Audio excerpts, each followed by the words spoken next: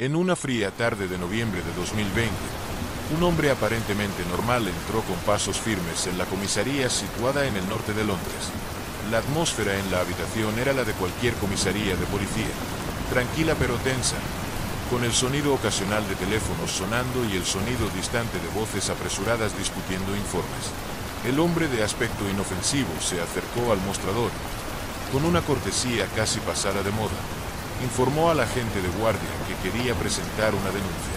El policía, acostumbrado a tratar con todo tipo de personas y situaciones, apenas levantó la vista de lo que estaba haciendo y mecánicamente le pidió al hombre que le diera una breve descripción de lo sucedido.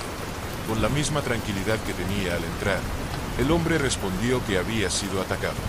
La palabra salió de su boca sin ninguna emoción aparente, como si estuviera informando de un incidente rutinario. Pero había algo en su forma de hablar, una sencillez casi desconcertante, que hizo que el oficial enarcara una ceja, despertando una ligera curiosidad. Tras una breve espera, el hombre fue llevado a una sala de interrogatorios, donde las paredes grises y el ambiente austero parecían diseñados para quitarle cualquier vestigio de comodidad. Allí, se sentó a la mesa de metal, esperando pacientemente su próximo movimiento. La Policía Metropolitana de Londres, con casi 200 años de historia, se enorgullece de mantener el orden en una de las ciudades más vibrantes, ricas y complejas del mundo. Como puedes imaginar, lo han visto todo, desde los crímenes más grotescos hasta las situaciones más triviales. Pero a veces, es en la normalidad de una historia, en la serenidad de una voz, donde se esconde la verdadera complejidad de una historia. Mantener el orden en Londres nunca ha sido una tarea sencilla. Durante los últimos 20 años, la ciudad lo ha visto todo. Desde los días oscuros de los ataques terroristas que sacudieron la capital hasta los audaces robos de diamantes en los que fortunas multimillonarias simplemente desaparecieron. ¿Y quién podría olvidar los violentos disturbios que arrasaron barrios enteros, dejando tras de sí un paisaje de destrucción, con edificios quemados y cicatrices que permanecerían durante mucho tiempo? Los agentes de policía de Londres, con su amplia experiencia, prácticamente lo han visto todo. Se enfrentan cada día a lo inesperado, preparados para cualquier tipo de situación que pueda surgir en las calles históricas y siempre concurridas de la ciudad. Pero ese día de noviembre de 2020, cuando un hombre de aspecto completamente inofensivo entró en la comisaría de policía de Tottenham y empezó a hablar, algo cambió. Había algo en su voz, en la meticulosa calma con la que relataba los hechos, que captó la atención de todos los presentes en la sala. Lo que estaba a punto de decir no se parecía a nada que esos agentes de policía hubieran oído antes. El hombre, con una tranquilidad inquietante, empezó a explicar. Dijo que, en septiembre de 2019, había visitado una casa. La forma en que describió los acontecimientos fue tan detallada y precisa que parecía estar reviviendo cada momento. Cada palabra que salía de su boca sacaba a la luz una historia que, para aquellos acostumbrados a lo peor de la naturaleza humana, sonaba aún más horrible. El silencio en la sala era palpable, mientras todos los presentes se preparaban para escuchar el desenlace de una historia que ya comenzaba a desarrollarse como algo profundamente inquietante. El hombre continuó su relato con una precisión que hacía que cada palabra pesara en el aire. Habló de un noruego de 46 años llamado Marius Gustafsson, que vivía en un edificio de apartamentos cercano. Marius no era solo un conocido. Se había convertido en algo más oscuro en la vida del hombre. Todo empezó casi casualmente, cuando los dos empezaron a consumir narcóticos juntos. El entumecimiento que provocaban las drogas parecía, al principio, un escape, un alivio temporal de la realidad. Pero lo que pasó después de que ambos estuvieran intoxicados, contó el hombre en un tono casi mecánico, como si se distanciara emocionalmente del recuerdo. Gustafsson, bajo la influencia de las drogas, se transformó. Con una frialdad que solo podría describirse como inquietante, comenzó a coaccionar a su invitado. El ambiente en el apartamento cambió, volviéndose denso y claustrofóbico. Bajo presión, la víctima acabó desnudándose, mientras Gustafsson, sin dudarlo, cogía un bisturí, una hoja tan afilada que brillaba amenazadoramente en la penumbra. Con una calma que rayaba en la locura, Gustafsson utilizó el bisturí para abrir el escroto del hombre, un acto que asestó como un golpe final en una pesadilla sin fin. El hombre describió el corte, el dolor insoportable que recorrió su cuerpo y la sensación casi irreal de estar allí, totalmente vulnerable, a merced de otro ser humano.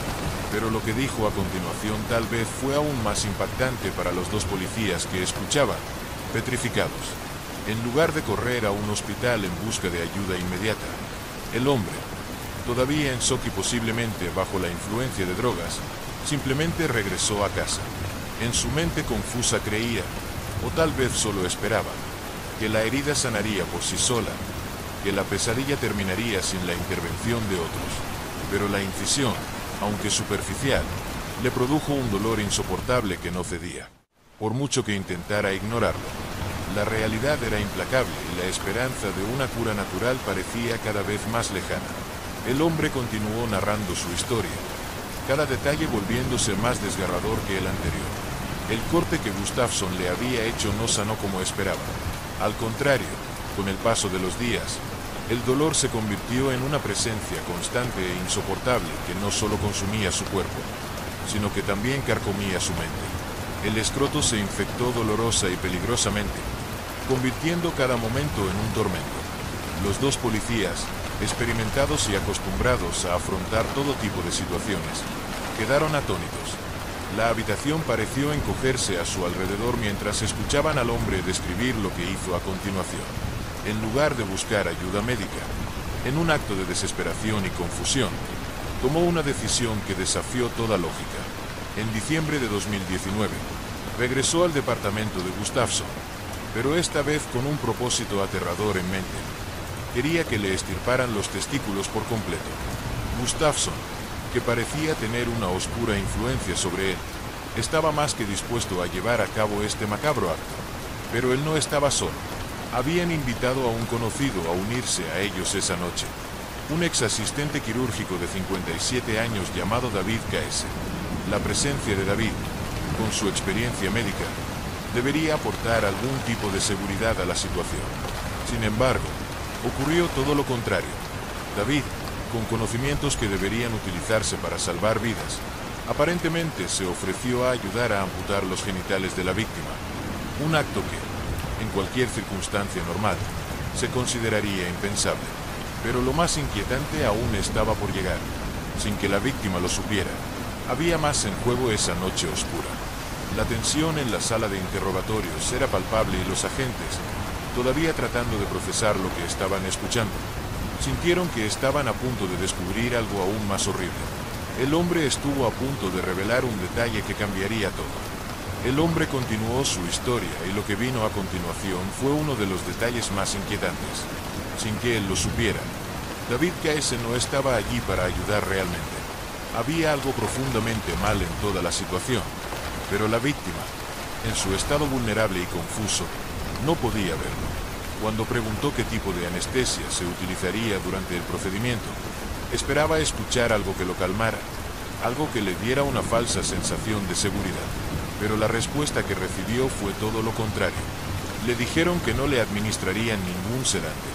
La justificación que le dieron fue tan fría como insensible. La anestesiología es una ciencia muy exacta, dijeron. Si le damos la dosis equivocada, es posible que nunca despierte. Estas palabras, que deberían haber sonado a advertencia, fueron interpretadas por la víctima de forma trágica. Creía, ciegamente, que sus compañeros actuaban con cautela, que realmente tenían en mente sus mejores intereses.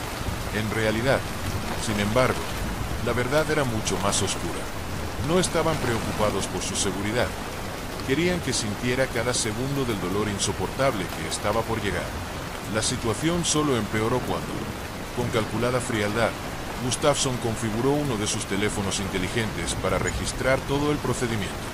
La víctima, sin saber que estaba siendo preparada para una experiencia de dolor inimaginable, siguió creyendo las mentiras que le habían dicho, mientras sus supuestos amigos se preparaban para llevar a cabo un acto de crueldad que pocos podían imaginar. La sala de entrevistas parecía más silenciosa que nunca mientras el hombre hablaba. Cada palabra llevaba el peso de un recuerdo que nunca podría borrarse. Gustafsson, con una frialdad aterradora, Ordenó a la víctima que bebiera una gran cantidad de alcohol. El objetivo era simple y cruel: adormecer los sentidos, reducir el dolor que estaba por venir, o al menos eso decía.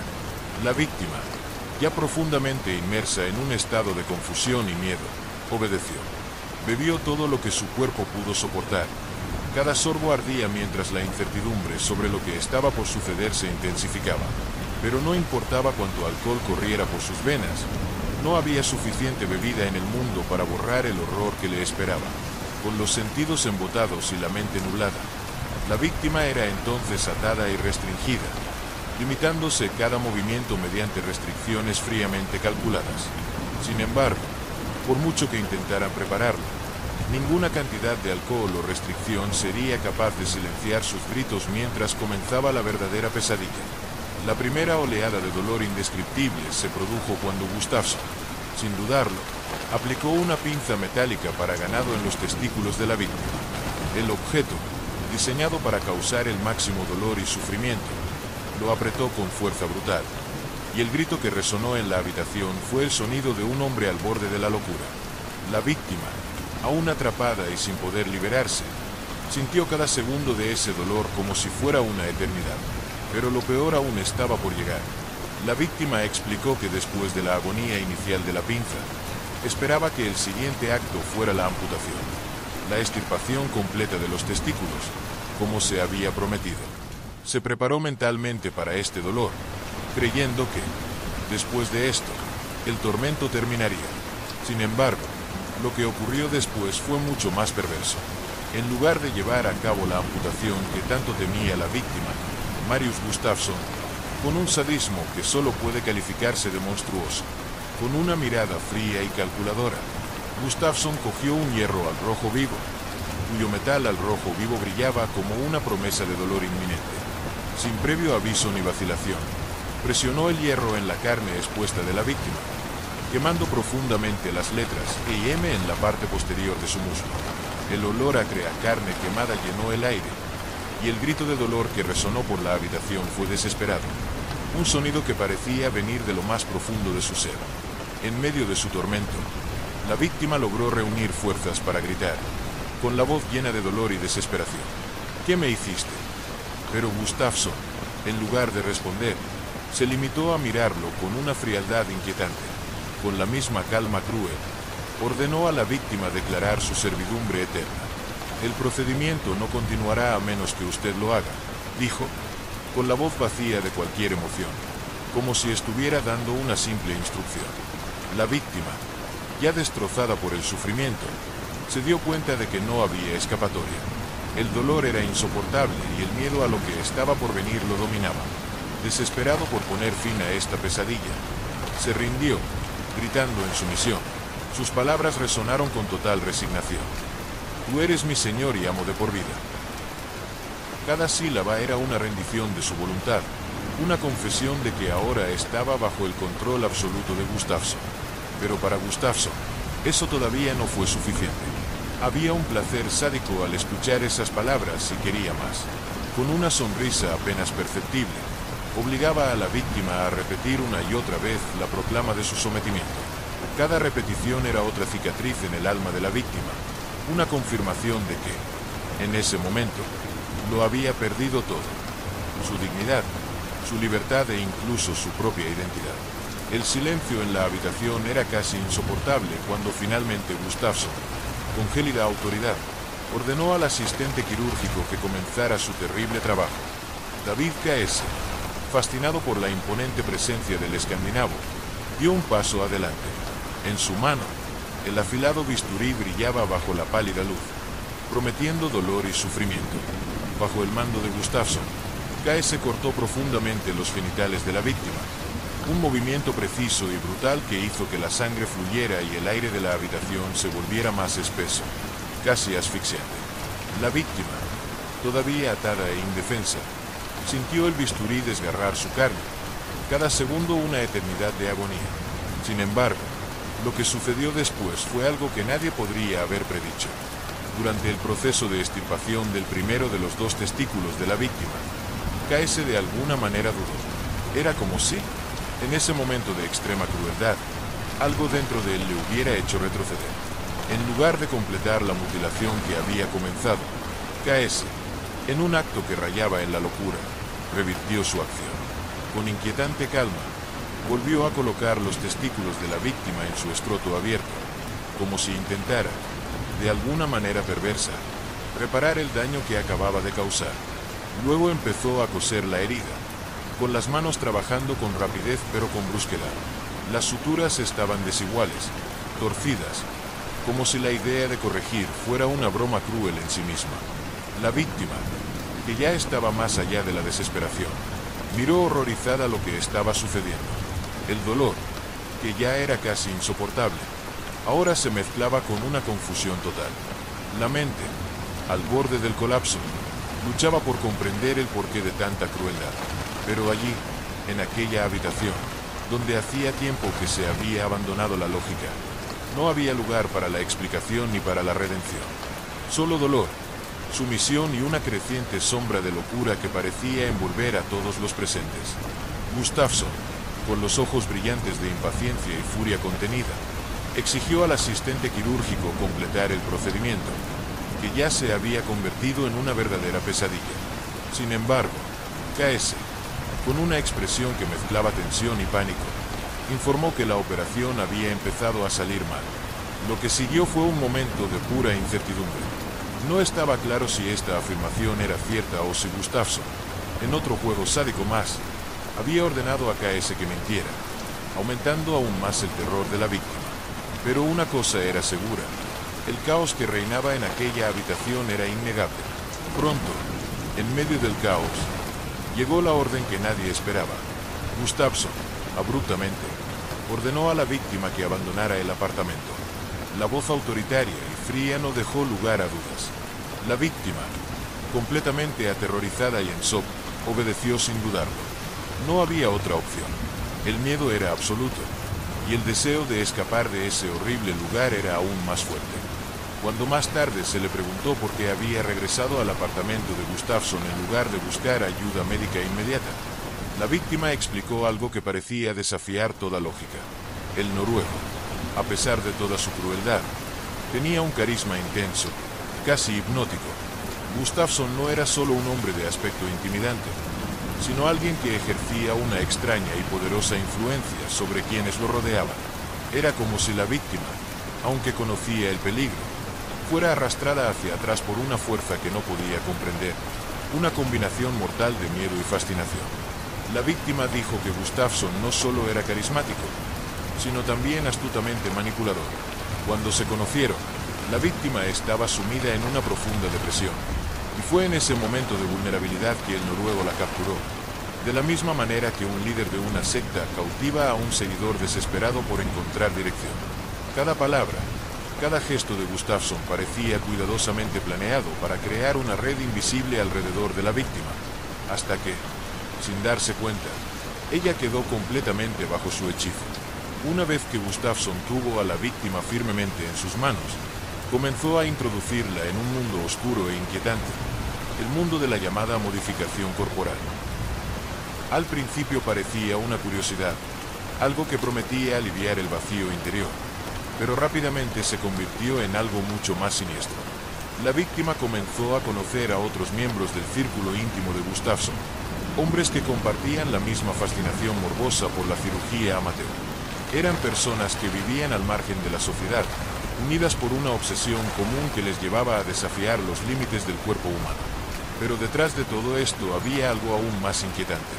El interés de estos hombres no estaba solo en los cambios mismos, sino en la sumisión que lograban extraer de aquellos que, como la víctima, se veían arrastrados a este mundo peligroso.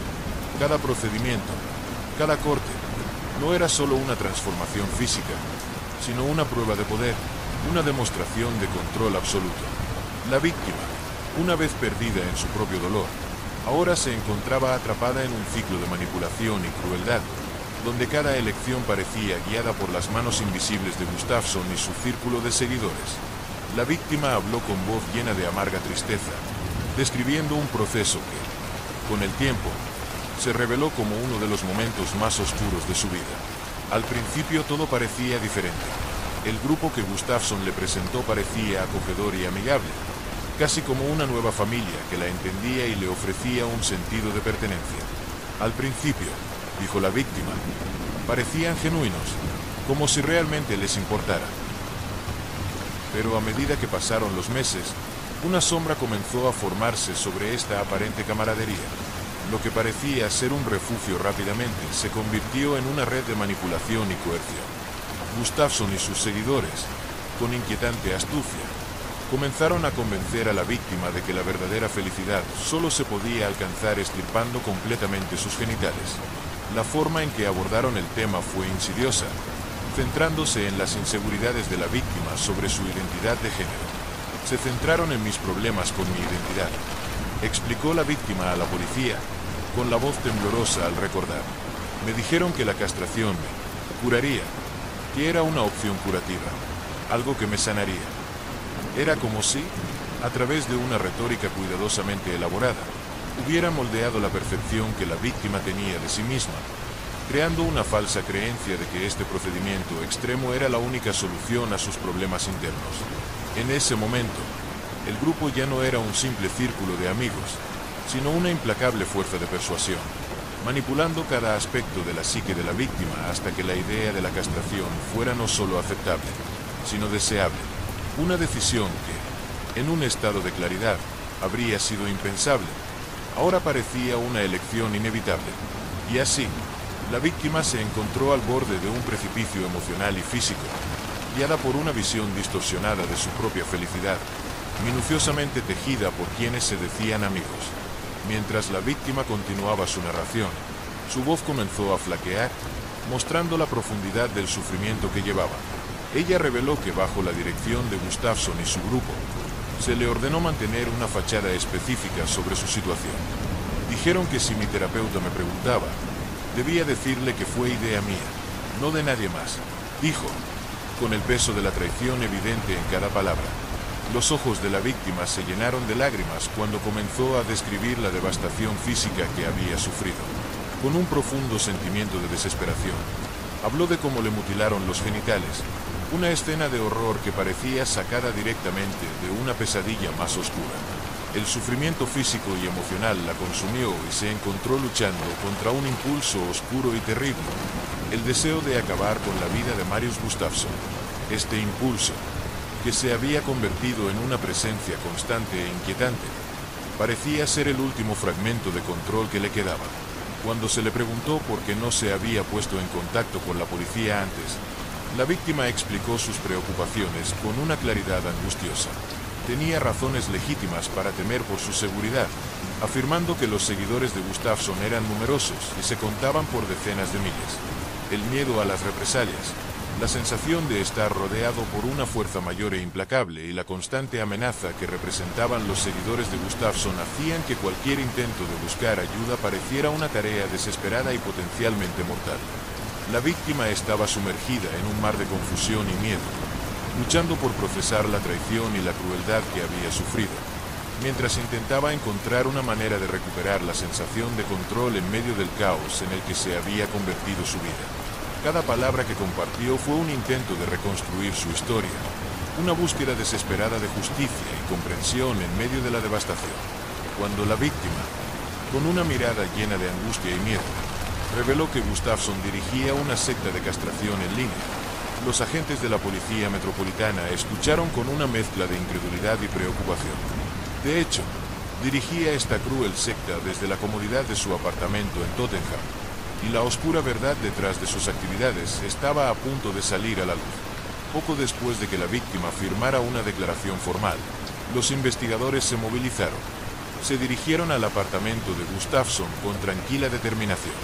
Al entrar en el espacio que a primera vista parecía ordinario y sin pretensiones, encontraron un entorno que contrastaba dramáticamente con la apariencia exterior.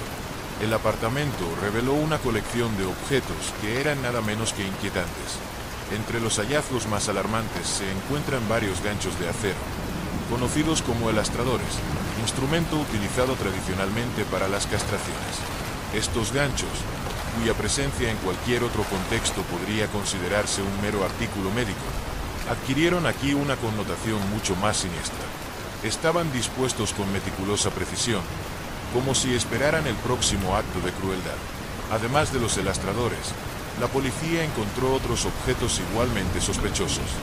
Los forceps, instrumentos quirúrgicos que podían usarse para manipular y sujetar tejido durante procedimientos médicos, se mezclaban con otros equipos que solo aumentaban la sensación de horror. Cada objeto encontrado parecía contar una parte de una historia más macabra, un testimonio silencioso de las prácticas enfermizas que habían tenido lugar dentro de ese apartamento. El ambiente estaba impregnado de la sensación de que allí estaba sucediendo algo profundamente inquietante, y cada detalle descubierto por la policía reforzaba la gravedad de la situación. El apartamento, que alguna vez fue visto como una simple casa, ahora era el escenario de un culto oscuro, lleno de herramientas y artículos que servían para propósitos extremadamente crueles. Lo que parecía ser un espacio ordinario fue, en realidad, el epicentro de una pesadilla que involucra manipulación, violencia y una visión perversa de la modificación corporal. Cuando los agentes de policía registraron el apartamento de Gustafsson, el descubrimiento de electrodos, catéteres y bisturís provocó que una sensación de repulsión e inquietud se instalara en la habitación. Cada objeto encontrado parecía contar la historia de un horror más allá de lo imaginable. Y así, Gustafsson fue arrestado y su destino quedó sellado por la evidencia de sus inquietantes actividades. Sin embargo, el arresto de Gustafsson trajo una nueva capa de complejidad. Durante su arresto, los agentes de policía del Tottenham notaron algo inusual. A Gustafsson le faltaba una pierna. La ausencia de un vocal no fue un detalle baladí. Fue un aspecto crucial que requirió cuidados y adaptaciones especiales durante su detención. Los agentes de policía, cada vez más sensibles a la situación, hicieron todo lo posible para garantizar que fuera tratado con dignidad y tomaron las medidas necesarias para adaptarse a su discapacidad. Sin embargo, la naturaleza de la pérdida de su pierna despertó la curiosidad de los investigadores. Normalmente, la mayoría de las amputaciones de extremidades en el Reino Unido son el resultado de accidentes de tráfico o causas similares, pero el historial médico de Gustafsson reveló algo mucho más inquietante. Lo que parecía ser una amputación de rutina rápidamente se convirtió en un oscuro misterio. Los agentes, durante su investigación, descubrieron que la pierna de Gustafsson no se había perdido en un accidente normal. En cambio, su historial médico reveló que la amputación estaba relacionada con procedimientos quirúrgicos no convencionales, que probablemente estaban asociados con el mismo tipo de prácticas morbosas de las que ahora se le acusaba. La conexión entre su discapacidad y sus crímenes no fue solo una coincidencia, sino parte de un patrón más amplio de su obsesión por la modificación corporal y la mutilación. A medida que se revelaron los sombríos detalles, quedó claro que la amputación de la pierna de Gustafsson no era solo un detalle de su vida, sino el reflejo de una mente perturbada y un viaje cruel que culminó en esos terribles actos. Y así, el caso se profundizó, revelando una red de horror y sufrimiento que parecía no tener fin. La amputación de la pierna de Gustafsson fue un acontecimiento dramático e impactante, cuyas consecuencias resonaron en su vida y sus acciones. La historia comenzó cuando ingresó a un hospital con un grave cuadro de congelación. La escena era de pura desesperanza. El tejido de su pierna estaba muerto. Una visión horrorosa que dejaba claro lo grave que era la situación. La congelación había consumido la pierna de Gustafsson hasta el punto de convertirla en una masa negra e inerte, y la gravedad de la situación no dejaba lugar a dudas ni demoras. Con una urgencia que reflejaba la gravedad de su condición, Gustafsson contactó a los servicios de emergencia. En cuestión de tiempo, fue trasladado rápidamente al Royal Free Hospital, ubicado en la cercana Camden. En el hospital, la escena fue de acción rápida y desesperada. El equipo médico, ante la gravedad del caso, tomó la decisión de amputarle la pierna a Gustafsson para evitar una infección generalizada que podría resultar mortal. El procedimiento se llevó a cabo con la eficiencia y la frialdad de una máquina. La amputación fue una hazaña de precisión médica, pero también de inmenso sufrimiento.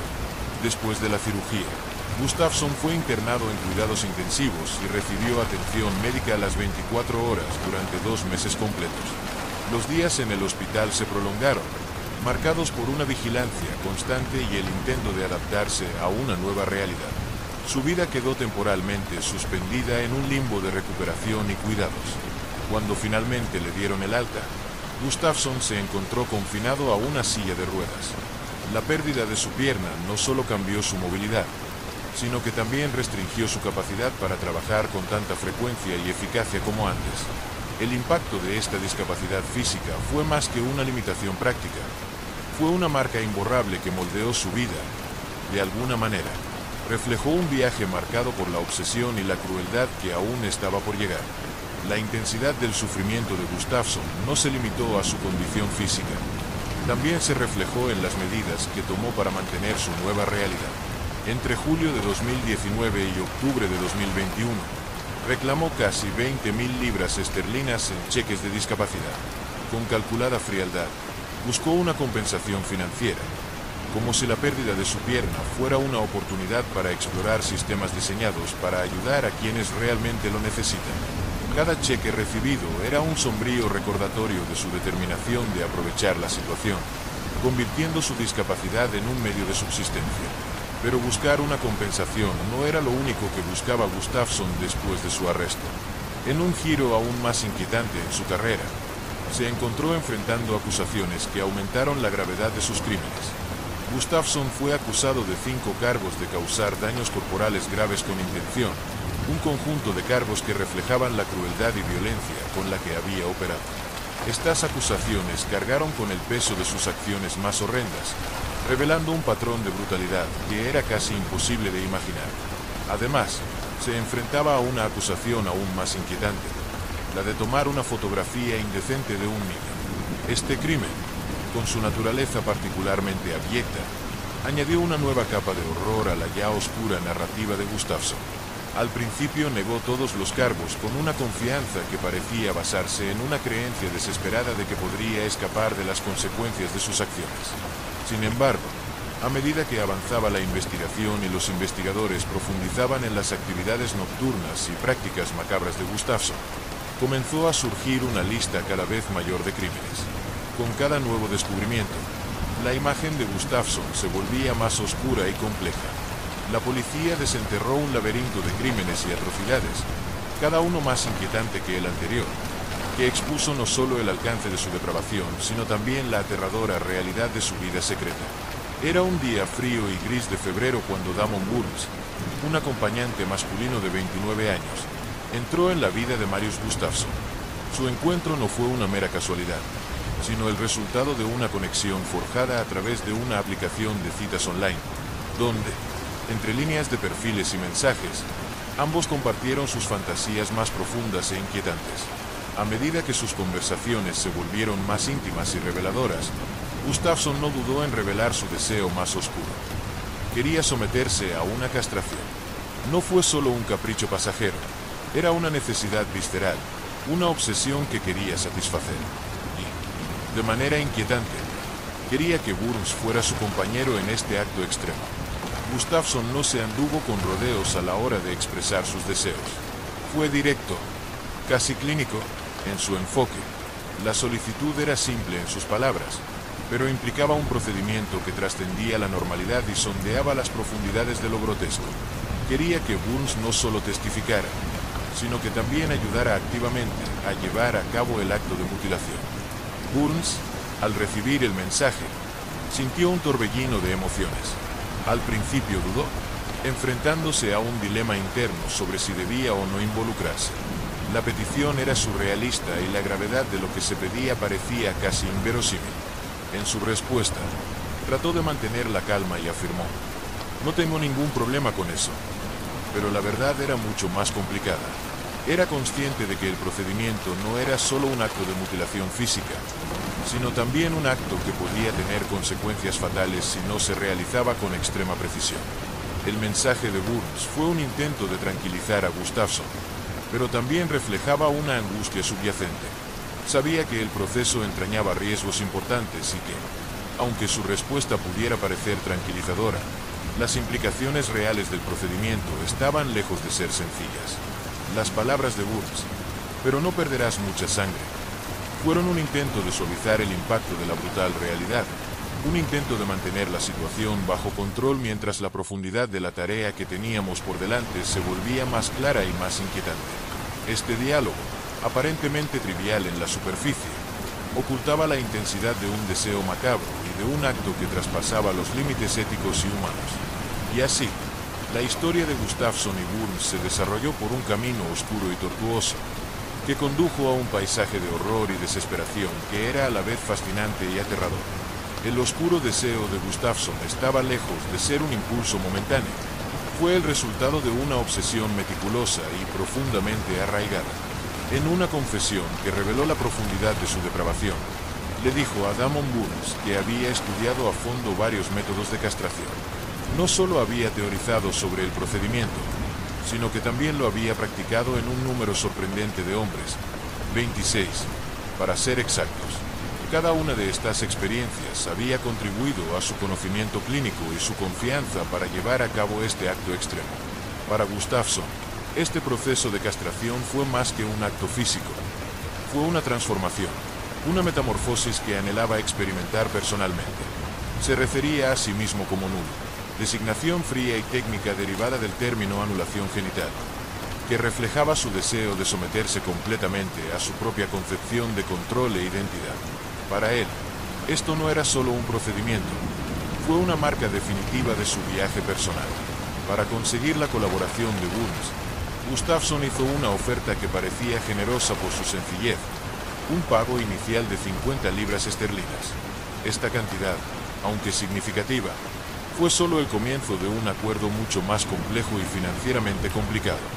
En un juego de manipulación y persuasión, Gustafsson prometió a Burns una cantidad considerablemente mayor, cantidad que solo sería revelada y pagada una vez realizado el procedimiento. Esta promesa de una suma mayor fue una estrategia calculada para asegurar la lealtad y cooperación de Burns. Si bien el pago inicial fue una suma modesta, la perspectiva de una recompensa financiera más sustancial mantuvo a Burns comprometido y disponible para el próximo acto grotesco. La dinámica entre los dos hombres fue un juego de poder y seducción, donde el dinero sirvió como un oscuro incentivo para explorar el abismo de sus propias obsesiones. Con una planificación meticulosa y la promesa de una compensación económica, Gustafsson se preparaba para convertir su fantasía en realidad, mientras Burns se encontraba cada vez más atrapado en una red de manipulación y deseo inquietante. El escenario estaba preparado para un acto que cruzaría todos los límites imaginables, una transacción de horror y dinero que sellaría el destino de los involucrados de una manera irremediablemente macabra. Gustafsson, con una frialdad casi clínica, explicó a Damon Burns que el procedimiento de castración quedaría registrado en su totalidad. El plan era filmar cada momento grotesco y luego editar el metraje para subirlo a un sitio web que él poseía y administraba. El nombre del sitio era revelador y tenía un peso siniestro: unmaker.com. El nombre, frío y sombrío, encapsulaba la esencia de un lugar dedicado a compartir actos de mutilación y degradación. Cuando Burns preguntó sobre el nombre del sitio, el aire pareció congelarse por un instante. Unmaker.com, respondió Gustafsson con inquietante seguridad. El nombre del sitio era una promesa de destrucción y anulación, un espacio digital donde la brutalidad se encuentra con el voyeurismo. El vídeo, una vez editado y subido al sitio web, se convertiría en una de las grabaciones más inquietantes jamás capturadas. Las imágenes no solo mostraban la mutilación en toda su brutalidad, sino que también tenían un tono perversamente erótico que acentuaba el horror de la situación. El contraste entre lo que se estaba haciendo y la forma en que se presentó creó un efecto de shock aún más profundo. La escena de la castración, filmada con fría precisión, se volvió aún más grotesca cuando se vio que había un intento de estetizar el horror.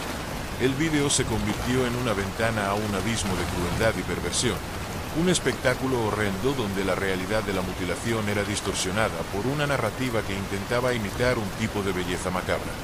Las imágenes fueron un shock para los sentidos, no solo por el acto en sí, sino por la forma en que se editó cuidadosamente el metraje para acentuar la tensión y el horror, mezclando los límites de la realidad y la ficción de una manera inquietante. Así, el sitio web unmaker.com se transformó en un relicario del tormento, donde el inquietante deseo de Gustafsson se encontró con la capacidad de capturar y mostrar lo macabro en forma digital, eternamente grabado para el inquietante deleite de quienes buscaban lo grotesco. El vídeo, una vez terminado, se convirtió en un espectáculo casi insoportable de ver. Las imágenes capturaron el horrible acto en toda su brutalidad, con un cuchillo vegetal rojo que parecía aún más grotesco cuando la sangre se mezclaba con su metal brillante. El momento más inquietante llegó una vez finalizado el procedimiento. Con una mirada fría e imperturbable, Damon Burns se acercó a la cámara. Su expresión, mientras hablaba directamente al objetivo, era una mezcla de desdén y satisfacción. Bueno, ese es un elemento más en la lista de deseos, dijo, con una indiferencia que hizo que el acto fuera casi banal, un mero punto de verificación en una lista distorsionada de deseos. Tras el brutal acto, Gustafsson, ahora inmerso en el dolor y la realidad de lo que había hecho, contactó con los servicios de emergencia con una frialdad inquietante. Habló con el operador con calma irónica y le dijo: «Probé la cirugía y es un poco más que una circuncisión». La descripción fría y casi sarcástica minimizó la gravedad de lo sucedido, intentando suavizar la brutal realidad con un lenguaje que parecía desconectado de la verdadera gravedad de la situación. Llevado de urgencia al hospital, Gustafsson fue trasladado inmediatamente a una unidad psiquiátrica para su evaluación.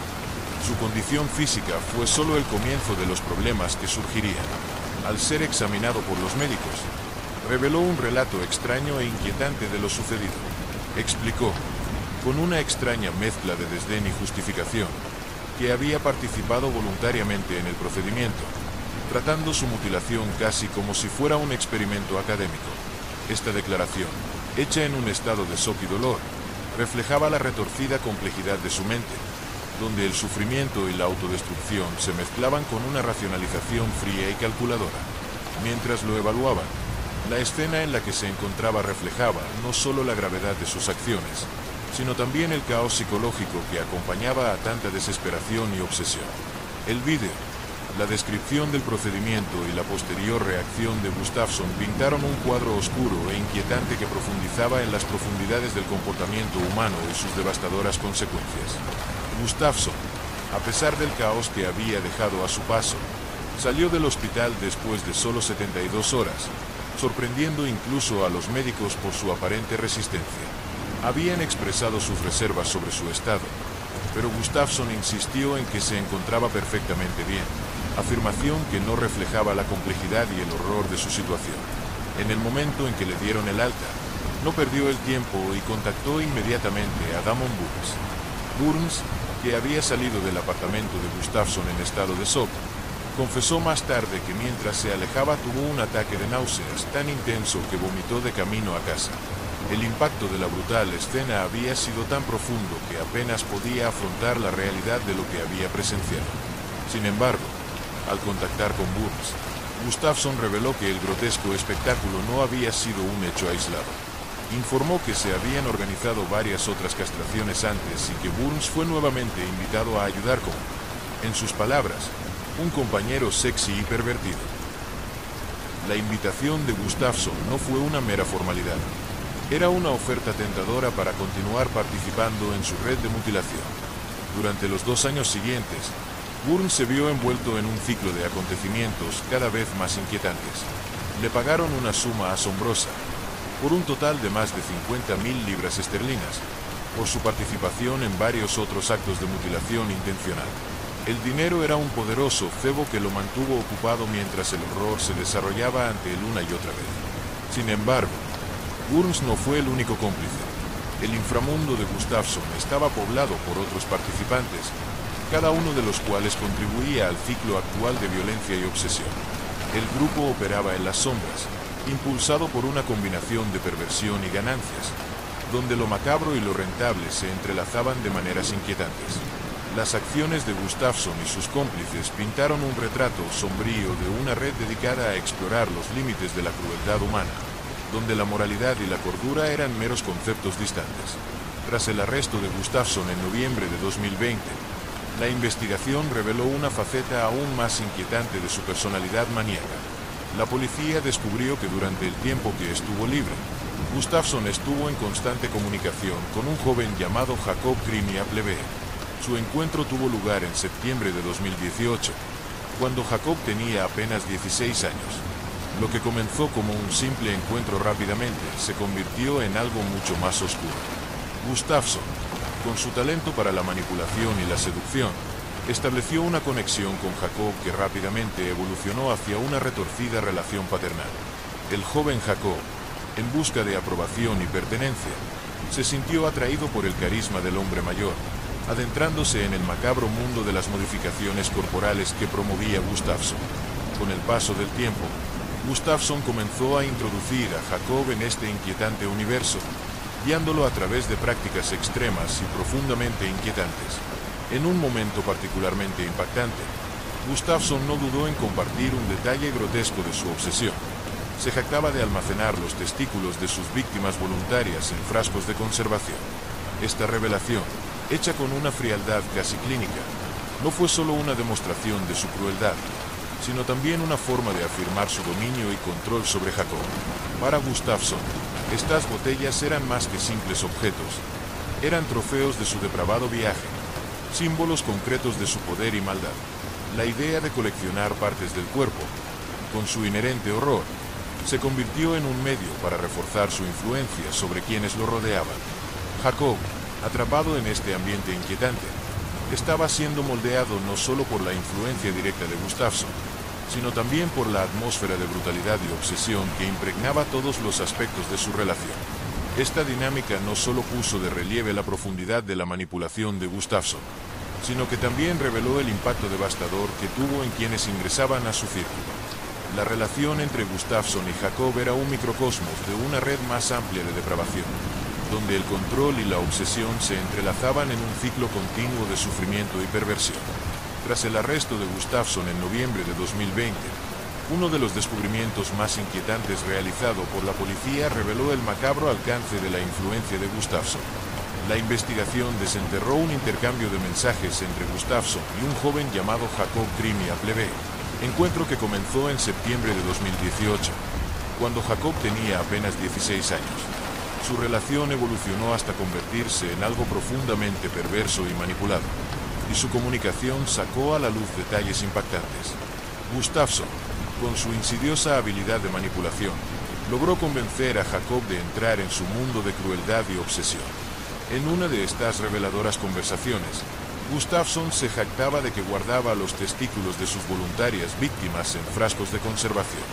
Cuando Jacob respondió con inquietante entusiasmo, exclamando «¡Eso es increíble!», quedó claro que estaba completamente inmerso en la perversidad de Gustafsson. Después de asegurarse de que Jacob estaba completamente dispuesto a involucrarse, Gustafsson hizo una propuesta aún más siniestra. Invitó a Jacob a ayudar con el proceso de amputación de su propia pierna. En un intercambio que parecía sacado directamente de una pesadilla, Jacob expresó un entusiasmo casi palpable ante la perspectiva de participar en este acto grotesco. La idea de ver cómo le quitaban el miembro a su nuevo amigo no solo fascinó a Jacob, sino que lo vio como una experiencia extraordinaria. Jacob estaba ansioso por presenciar el procedimiento, creyendo que sería una vista increíble y casi emocionante. No podía esperar a ver cómo luciría Gustafsson después de la amputación, ansioso por sumergirme aún más en el grotesco espectáculo que Gustafsson había planeado. La perspectiva de ver la transformación física de su mentor, y tal vez incluso participar en ella, era una atracción que Jacob parecía encontrar irresistible. La relación de Jacob con Gustafsson, con su mezcla de fascinación y depravación, ilustró la profundidad del control y la manipulación de Gustafsson.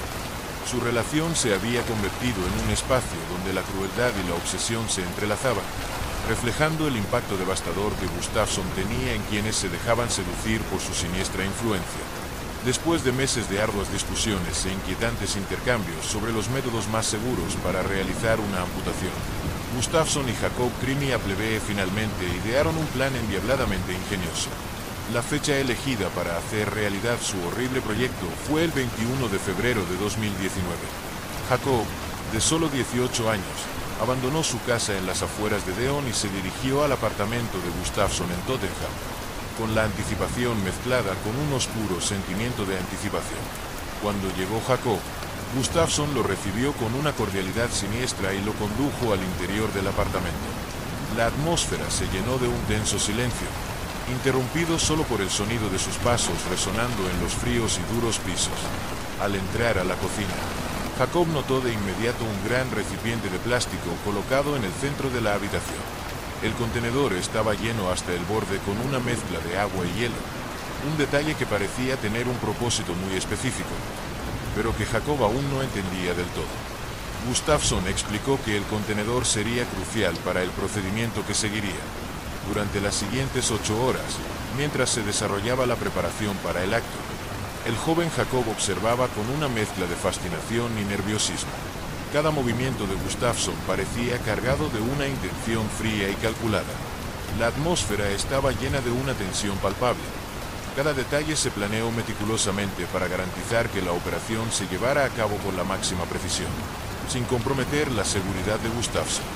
Jacob, aunque consciente de la gravedad de lo que estaba por suceder, se sintió involucrado e incluso atraído por el siniestro espectáculo.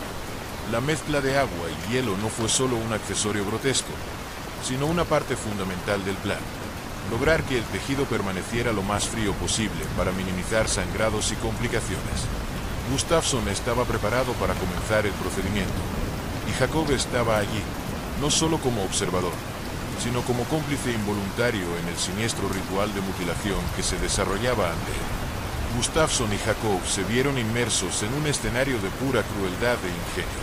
El 21 de febrero de 2019, Gustafsson se preparó meticulosamente para llevar a cabo su macabra operación. La cocina se transformó en un escenario para un inquietante ritual, con un gran bote de basura lleno de agua helada colocado en el centro de la habitación. Gustafsson sumergió su pierna en la mezcla fría, manteniéndola sumergida mientras Jacob, alerta y ansioso, agregaba continuamente más hielo para asegurarse de que el agua permaneciera fría. Cada trozo de hielo que caía en el contenedor era un recordatorio del horror inminente, creando una sinfonía de paps y paps que resonaba por toda la habitación. El ritual fue grabado, como era típico de las inquietantes prácticas de Gustafsson. Las imágenes comenzaron de una manera sorprendentemente banal, con una calidad que recuerda a los vídeos virales de la década de 2010. La cámara capturó a Gustafsson y Jacob en un tono aparentemente casual, casi como si se estuvieran preparando para una actividad cotidiana. Sus risas y conversaciones ligeras crearon una falsa sensación de normalidad, un contraste inquietante con la gravedad de lo que estaba por venir. A medida que pasaban las horas y avanzaba el procedimiento, el tono del vídeo cambió drásticamente. El ambiente, una vez lleno de una sensación de rutina, comenzó a adquirir un aura profundamente siniestra. En un momento especialmente inquietante, Jacob y Gustafsson se rieron cuando Jacob arrojó grandes cantidades de hielo en el contenedor. El sonido del hielo rompiéndose y hundiéndose en el agua helada creó una cacofonía de frialdad y anticipación. Las imágenes, que inicialmente parecían una simple grabación, rápidamente se convirtieron en un testimonio aterrador de un proceso brutal y cuidadosamente planificado. La tensión creciente y las risas macabras entre los participantes solo acentuaron la naturaleza profundamente inquietante de lo que se estaba logrando. El vídeo captó no solo el aspecto físico de la operación, sino también la perversión psicológica que implicó cada paso, cada gesto, cada momento de crueldad disfrazada de complicidad. En medio de la gélida noche de febrero, Gustafsson y Jacob se vieron inmersos en lo que se había convertido en una escena de horror indescriptible. Mientras el agua helada envolvía la pierna de Gustafsson, este, con una mezcla de euforia y alivio, anunció que ya no podía sentir la parte inferior de su cuerpo.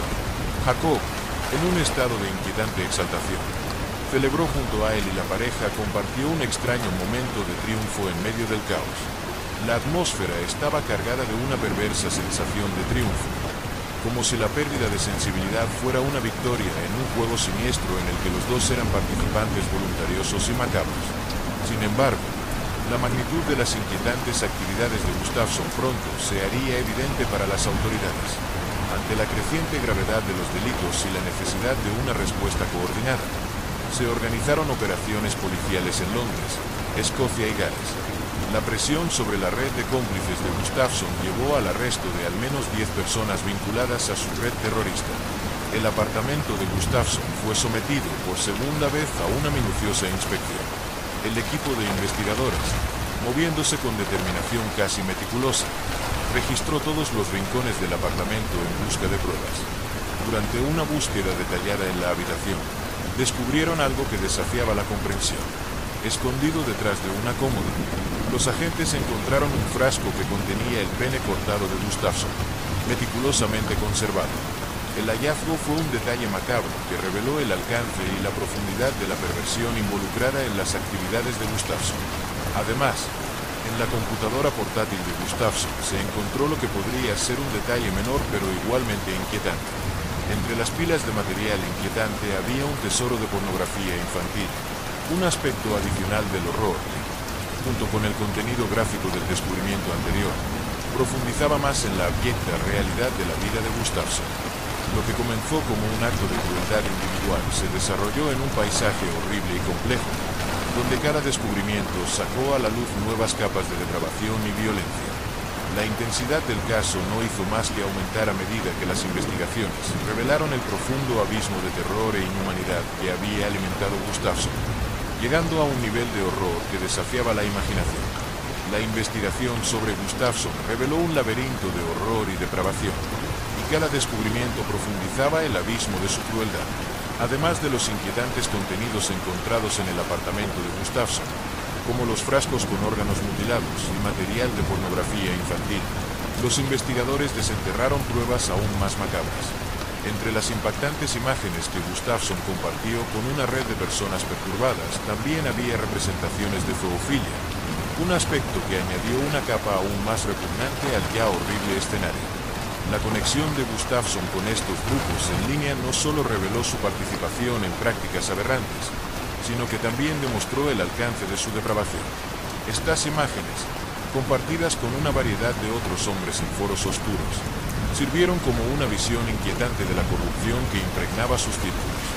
La investigación también llevó a los agentes a descubrir a personas sospechosas de estar directamente involucradas en la producción de vídeos para el infame sitio web OAD.com, conocido por su contenido cruel e inquietante.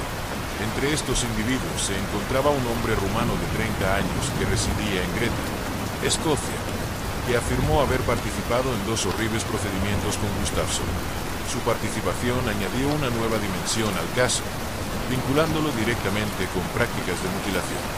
En un hecho igualmente inquietante, los investigadores arrestaron a un exmiembro retirado de la Royal Society of Chemistry de 64 años en su casa en Surrey el 2 de febrero de 2022. El hombre, cuya experiencia y prestigio contrastaban inquietantemente con sus inquietantes actividades, admitió haber participado en un total de 9 castraciones en callejones y otras zonas escondidas.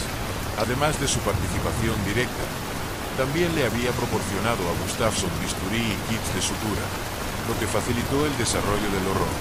El descubrimiento de estos kits, junto con la confesión del ex miembro de la Royal Society, reveló el grado de planificación y la extensión de la red de apoyo detrás de las actividades de Gustafsson. Cada nuevo descubrimiento fue un golpe impactante que dejó al descubierto otra capa de la monstruosidad de Gustafsson y sus cómplices, mientras la investigación profundizaba en el oscuro corazón de una red de depravación y crueldad. La investigación reveló una serie de detalles inquietantes que agregaron profundidad al ya inquietante caso de Gustafsson y sus cómplices. Entre los descubrimientos más impactantes se encontraba un cartón de mantequilla Clover, macabramente etiquetado como champiñones mordidos.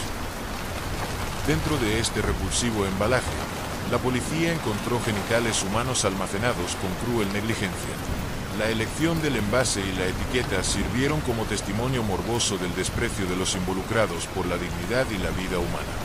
David K.S., un hombre de 61 años, fue identificado como uno de los cómplices clave. Su participación en 4 incidentes de castración completa fue un sombrío indicio de su profunda y continua participación en este mundo de mutilación. En uno de los procedimientos, deliberadamente realizó una cirugía incorrecta, acto que provocó la dramática caída del grupo.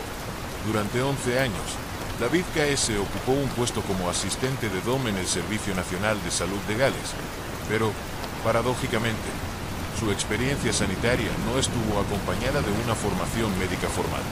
Esta falta de formación adecuada y su predisposición a la crueldad se entrelazaron de manera grotesca. Hannah Kidd, de 39 años, Añadió una capa adicional de distorsión al caso. Había estudiado brevemente medicina veterinaria y utilizó los conocimientos adquiridos para extirpar los genitales de 8 hombres. Su formación, aunque breve, se utilizó de forma inquietante y letal, demostrando cómo la educación puede pervertirse para servir a los deseos más oscuros. Aquí, con su experiencia práctica en un campo que se suponía debía proteger y cuidar, se convirtió en facilitador del horror humano. Cada uno de estos individuos contribuyó de manera única a la compleja y horrible red de mutilación y depravación, revelando el alcance de la planificación y organización que sustentaron las actividades de Gustafsson y su grupo. Los descubrimientos continuaron revelando un abismo de crueldad, donde la experiencia y las oportunidades se utilizaban con fines de horror inimaginable. Entre los arrestos también se encontraba un alemán de 61 años llamado Stefan Scharff, cuyo arresto añadió otra capa a la intrincada red de mutilaciones. Scharff fue vinculado a las macabras operaciones de castración y junto a él fue detenido el novio de David K.S., Ashley Williams, de 32 años. Los arrestos de Burns y Jacob fueron igualmente significativos, cada uno de los cuales ofreció descripciones detalladas del oscuro funcionamiento del sitio web Unmakermaker. El Unmakermaker, a diferencia de muchos aspectos perturbadores de la Internet profunda, quedó expuesto en la red superficial. La fachada de accesibilidad pública ocultaba un abismo de horror. El sitio operaba bajo una apariencia de legitimidad, con planes de membresía que iban desde básicos hasta VIP, siendo este último el más caro. El plan VIP, una curiosa e inquietante mezcla de exclusividad y depravación, ofrecía acceso a contenidos y servicios que distaban mucho de lo que uno podría imaginar como convencional. El funcionamiento del sitio estaba meticulosamente estructurado. Si bien Gustafsson a menudo apuntaba a víctimas potenciales a través de la web profunda y oscura, Unmakermaker permaneció accesible y visible, garantizando que aquellos con intereses perversos pudieran interactuar con facilidad. El sitio prometía una apariencia de normalidad e incluso de legítimo deseo comercial, cuando en realidad ocultaba un comercio de mutilación y horror. Burns y Jacob describieron los planes de membresía con detalles espeluznantes. El plan básico ofrecía una introducción a contenido inquietante, mientras que los planes Premium y VIP abrían las puertas a experiencias más intensas y exclusivas. Cada nivel de membresía proporcionó una manera de profundizar aún más en el mundo oscuro que exploraron Gustafsson y sus asociados, revelando cómo la perversión y las ganancias se entrelazaban de maneras inquietantes. Este sitio, al combinar la accesibilidad pública con contenido horrible e ilegal, ejemplificó la horrible realidad de cómo la tecnología puede ser manipulada con fines de crueldad y explotación. La fachada de normalidad ocultaba una pesadilla, donde el deseo de mutilación se convertía en un producto accesible para quienes estaban dispuestos a pagar el precio del horror. Para los suscriptores VIP de Unmakermaker, el sitio reveló un mundo de horror indescriptible, ofreciendo una experiencia de pesadilla a aquellos que se atrevieron a pagar la entrada. Con más de 100.000 suscriptores anuales, el contenido que se ofrecía era una aterradora muestra de crueldad. Uno de los vídeos más inquietantes mostraba a Gustafsson imponiendo torturas inimaginables a un joven de 16 años. La escena, filmada con macabro cuidado, mostraba al niño atado e indefenso, con electrodos conectados a sus genitales. Mientras la cámara capturaba cada momento doloroso, Gustafsson administraba descargas de bajo voltaje pero intensamente dolorosas con un control implacable. Con cada sobresalto, el joven gritaba, y sus palabras se hacían casi inaudibles por los gemidos y el dolor. En medio de este tormento, Gustafsson obligó al niño a declarar su servidumbre eterna, una declaración de sumisión que resonó en el ambiente claustrofóbico y oscuro. En otra grabación igualmente horrorosa, Gustafsson dirigió a un sueco en un acto de automutilación. El metraje, dividido en 2 partes y grabado con 3 días de diferencia, detalla un proceso agonizante. En el primer vídeo, Gustafsson, con frialdad calculadora, guió al hombre sobre cómo amputar partes de su propio cuerpo. La voz de Gustafsson era aguda y precisa y daba instrucciones sobre cómo maximizar el sufrimiento y el dolor. 3 días después, la segunda grabación mostró el resultado de la mutilación, con la escena inmortalizando la devastación física y emocional del hombre. El sufrimiento era palpable y la escena se desarrolló con cruel intensidad, exponiendo la total falta de empatía de Gustafsson. Estos vídeos VIP no eran meros registros de crueldad, eran oscuros acontecimientos de un espectáculo de tortura, diseñados para satisfacer las curiosidades más pervertidas de sus suscriptores. Un Maker Maker no era solo un sitio web, era una ventana al abismo de la depravación, un lugar donde el dolor y la desesperanza se convirtieron en entretenimiento, y la humanidad quedó reducida a un mero objeto de satisfacción morbosa. En los siniestros rincones de la red, donde la crueldad se disfraza de espectáculo, un Maker Maker ofrece una visión aterradora de la depravación humana. En uno de los vídeos más inquietantes, Gustafsson instruyó a un sueco a sufrir un acto de autolesión, con un placer insidioso impregnando cada palabra. En el primer vídeo, la cámara capta a Gustafsson, con expresión fría y calculadora, dando instrucciones meticulosas mientras el hombre duda. La escena está envuelta en una tensión palpable, con el hombre oscilando entre la repulsión y la obediencia.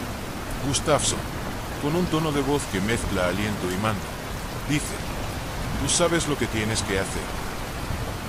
Sus palabras son pronunciadas con una confianza que casi parece burlarse de la vacilación del hombre. Mientras el hombre se prepara para el horrible acto, Gustafsson lo alienta con cruel insistencia. La tensión del momento es casi insoportable cuando el hombre, temblando, finalmente comienza la mutilación. 3 días después, la segunda grabación revela una nueva faceta de Gustafsson. La escena se desarrolla en un ambiente de grotesca indiferencia, ya que aparece bebiendo una bebida alcohólica, con una sonrisa de cruel satisfacción en el rostro. Se dirige a la víctima, con cortante frialdad, ordenando al hombre que se castre por completo. El hombre, con el terror visible en sus ojos, duda una vez más, su indecisión claramente marcada por la angustia que se refleja en su rostro. Gustafsson siente el miedo y se ríe, una risa que resuena con una malicia inquietante. "Adelante", dice, con un tono que combina desprecio y burla. Al hombre, ante la implacable crueldad de su torturador, se le insta repetidamente a continuar. Cada palabra de Gustafsson es una aguja de dolor psicológico que obliga al hombre a afrontar el abismo de su propia desesperación. Con un grito agonizante que resuena como una sinfonía de sufrimiento, el hombre finalmente se somete al acto y su dolor se derrama ante la cámara. Tras la mutilación, Gustafsson ordena al hombre con inquietante calma que coloque los apéndices amputados en un contenedor, como si estuviera supervisando un sencillo procedimiento de laboratorio. El acto de colocar los restos en una vasija se convierte en un ritual final de degradación, la suma de una serie de abusos meticulosamente planificados. Estos vídeos no son solo documentación de crueldad, son un testimonio vívido e inquietante de la capacidad humana de depravación y manipulación, un sombrío recordatorio de la delgada línea entre la normalidad y el abismo del horror. En un acto de exhibición grotesca, Gustafsson demostró la profundidad de su depravación en un vídeo particularmente inquietante, que fue transmitido en vivo a una audiencia de seguidores dedicados. La atmósfera era de fascinación morbosa, una muestra de crueldad que fascinaba y horrorizaba al mismo tiempo. La escena se desarrolla con Gustafsson en un ambiente frío y clínico, una cocina improvisada para sus actos macabros. La cámara, posicionada para capturar cada detalle inquietante, enfoca a Gustafsson mientras realiza otro procedimiento espantoso. En medio del tenso silencio, Gustafsson, con una sonrisa maliciosa de satisfacción, exclama: "Fue mucho más rápido que el anterior y el corte fue tan hermoso". Su voz tiene un tono de desdén que contrasta con el inminente sufrimiento que inflige. Luego sostiene el testículo extirpado frente a la cámara, mostrándolo como una conquista macabra. La escena está minuciosamente registrada, un espectáculo de crueldad que exhibe el trozo de carne como un inquietante trofeo. Los espectadores, un público leal y sádico, observan con una mezcla de horror y fascinación cómo Gustafsson continúa con su acto grotesco. Después de finalizar el procedimiento, Gustafsson realiza un acto aún más impactante. Agrega los apéndices amputados de la víctima a una ensalada que preparó con enfermizo gusto.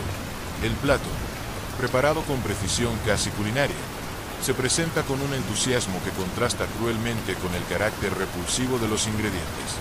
Mientras la cámara enfoca el plato poco saludable, el público en vivo se ve obligado a presenciar el total desprecio por la dignidad humana. La escena culmina en una muestra fría y calculada de desprecio, una actuación cruel para el morboso deleite de sus seguidores. La adición de los restos humanos a la ensalada y la preparación del plato se convierte en un acto final de profanación. Un ritual grotesco que solo sirve para alimentar el voyeurismo y el inquietante placer de sus espectadores. Este espectáculo no es solo una muestra de crueldad física, sino una celebración perversa de la capacidad humana de transformar la violencia y la degradación en entretenimiento. Durante el juicio de Gustafsson, Caroline Carberry, la fiscal principal del caso, hizo una declaración que dejó atónitos a todos en la sala del tribunal. Se volvió hacia el público con la voz llena de una mezcla de indignación e incredulidad mientras describía la horrible naturaleza del caso. Es una característica aterradora e increíblemente inquietante de este caso que el sitio web funcionara a plena vista, comenzó Carberry, su voz cortante como una cuchilla. No se escondió en las turbias profundidades de la red profunda, sino que estaba allí, accesible para cualquiera que simplemente se topara con él o tuviera la inclinación de buscarlo. El sitio web, con su fachada de banalidad, ocultaba una inmensa pesadilla. Las imágenes que se emitieron allí fueron, de hecho, brutalmente explícitas, una violación total de los límites de la decencia. Carberry continuó describiendo cómo los vídeos mostrados en el sitio eran explícitamente gráficos, un desfile de tortura y mutilación sin censura alguna. Los usuarios pueden pagar para inscribirse en planes de membresía o elegir comprar vídeos individuales, dijo, y la frialdad de la descripción subraya la naturaleza comercial y calculadora de la operación. Detalló además que, a lo largo de 4 años de actividades, Gustafsson y sus cómplices lograron recaudar aproximadamente más de 700.000 libras. Esta monstruosa cantidad se obtuvo mediante la venta de un espectáculo de crueldad, un mercado sórdido que transformó el dolor y el sufrimiento humanos en ganancias. El sitio no era solo una plataforma para el placer mórbido, enfatizó Carberry, sino también una empresa rentable que explotaba el sufrimiento de las víctimas para enriquecer a los responsables. El relato de Carberry pintó un cuadro oscuro y vívido de la crueldad insidiosa que se desarrolló bajo el disfraz de normalidad, revelando el alcance de la depravación que podría orquestarse y comercializarse al alcance de cualquiera que estuviera dispuesto a pagar para ver. Durante el juicio, el abogado defensor de Gustafsson se puso de pie, preparado para presentar una perspectiva oscura y compleja del caso. Su voz resonó por todo el tribunal, intentando construir un escenario psicológico que, de alguna manera, pudiera explicar la monstruosidad de las acciones de su cliente. Excelencias, comenzó. Es imperativo comprender los antecedentes que llevaron a mi cliente a esta espiral de desesperación y locura. El desencadenante de la caída de Gustafsson fue un amargo divorcio que enfrentó en 2017. Ese divorcio no fue solo el fin de un matrimonio, fue el desmantelamiento de su estructura emocional y psicológica. Continuó, con la mirada fija en el jurado, intentando establecer un vínculo de entendimiento. El matrimonio, hasta ese momento, sirvió de ancla para Gustafsson, proporcionó estabilidad y una sensación de normalidad. Cuando le arrancaron esa ancla, empezó a hundirse en un abismo de desesperación. La pérdida no solo sacudió su cordura, sino que también desencadenó un deseo profundo y retorcido de reinventar su propio cuerpo. El abogado hizo una pausa, dejando que el peso de las palabras flotara en el aire. Su modificación corporal, que inicialmente parecía un camino hacia el autodescubrimiento y el empoderamiento, se convirtió en una adicción. Lo que comenzó como un deseo de control y transformación se convirtió en una obsesión incontrolable. Continuó, ahora con un tono serio que subrayaba la gravedad de la situación.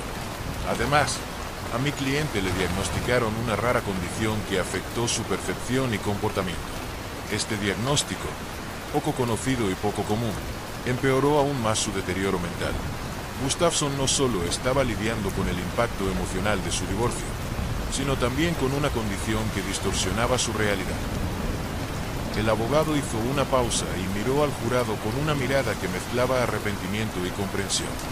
La combinación de estos factores creó una mezcla de confusión y distorsión, lo que llevó a Gustafsson a buscar un camino que, al principio, parecía ofrecerle una forma de control sobre su vida. Sin embargo, Lo que comenzó como un intento de encontrar significado y control terminó convirtiéndose en un círculo vicioso de violencia y depravación. El discurso del abogado defensor no buscó justificar, sino tal vez explicar el oscuro camino que había tomado Gustafsson. Intentó ofrecer información sobre el hombre detrás de los horribles actos, con la esperanza de que la complejidad del caso pudiera influir en el tribunal de alguna manera. Durante el juicio, el abogado defensor de Gustafsson expuso al tribunal a un diagnóstico raro e inquietante: trastorno de identidad de integridad corporal. Explicó que este trastorno se caracteriza por un deseo profundo e irracional de extirpar partes del propio cuerpo, condición que afectaba la percepción que Gustafsson tenía de sí mismo y de su propia integridad física. El abogado detalló, con una seriedad casi palpable, que el trastorno de identidad de la integridad corporal era la clave para comprender la obsesión de Gustafsson por las modificaciones extremas. El deseo de extirpar partes del cuerpo no era una mera excitación pasajera, dijo, sino una angustiosa necesidad psicológica que dominaba la mente de Gustafsson. No buscaba solo el control físico, sino una forma de alinearse con una identidad interior distorsionada. Al final del juicio, después de que el tribunal escuchó la presentación de la defensa, Gustafsson aceptó la responsabilidad de sus crímenes. Confesó 5 cargos de causar daños corporales graves con intención, además de poseer bienes delictivos y distribuir 2 vídeos indecentes de un niño entre enero de 2017 y enero de 2020. Su declaración de culpabilidad fue un sombrío reconocimiento de su descenso al abismo de la depravación y violencia. Mientras tanto, su compañero Damian Burns, que había ayudado a Gustafsson con su propia castración a principios de 2017, afrontaba sus propias consecuencias. Condenado a 5 años de prisión, Burns tuvo su parte en el horrendo complot de Gustafsson expuesto al mundo. El tribunal examinó el papel de Burns con la misma minuciosidad con la que exploró los crímenes de Gustafsson, revelando el alcance de la participación de cada individuo en la red de horror que se había desarrollado. La confesión de Gustafsson y la sentencia de Burns cerraron sombríamente un caso que había sondeado las profundidades de la depravación humana, una inquietante combinación de perturbaciones psicológicas y crímenes atroces que dejaron una marca indeleble en la historia de los tribunales y la memoria colectiva. En enero de este año, el tribunal sacó a la luz una serie de sentencias que hacían eco de los horrores revelados durante el juicio. Jacob Crimi Appleby, el novio de Gustafsson, que con solo 23 años estaba profundamente inmerso en el mundo de depravación que Gustafsson había creado, fue condenado a 3 años y 8 meses de prisión.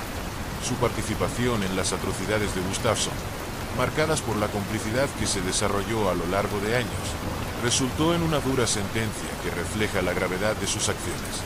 Sin embargo, la justicia tuvo una cara más suave para Nathaniel Arnold, de 48 años, que había cortado uno de los pezones de Gustafsson en 2019. Arnold recibió una sentencia de prisión suspendida de solo 2 años, un resultado que provocó indignación y preguntas sobre la proporcionalidad de las penas.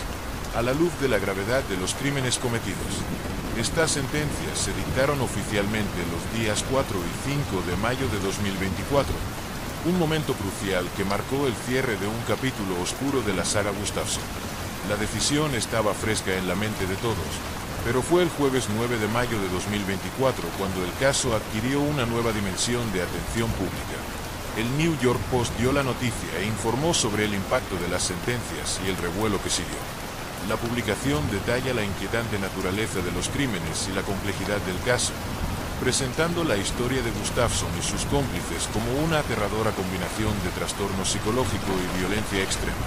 El informe provocó un torbellino de debates sobre la justicia y la idoneidad de las sentencias, a medida que la narrativa se difundía, dejando un rastro de conmoción y reflexión en la opinión pública. En una mañana fría y gris, que parecía reflejar la gravedad del caso, el juez británico, con una expresión que mezclaba pesar y firmeza, dictó sentencia. El hombre que se había convertido en sinónimo de horrores indescriptibles, el presunto líder del infame club de castración, finalmente se enfrentaba a la balanza de la justicia. Marus Gustafsson, conocido por sus prácticas grotescas y perversas, incluido aquel horrendo acto de preparar una ensalada de testículos para el deleite de su sádico público, escuchó la sentencia con un silencio casi desconcertante.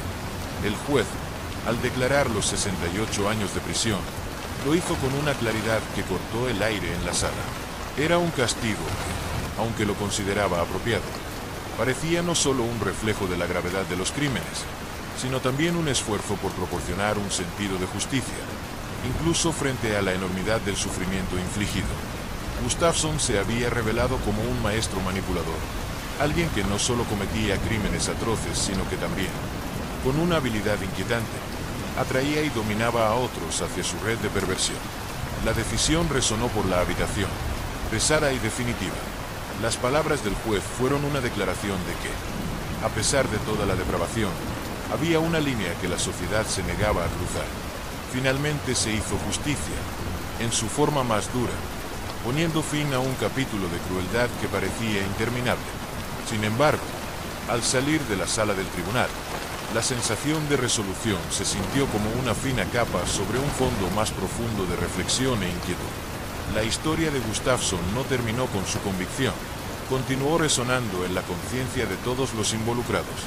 Lo que quedaba ahora era un vacío inquietante, un oscuro reflejo de cómo el mal puede manifestarse e infiltrarse en los sectores más inesperados de la sociedad.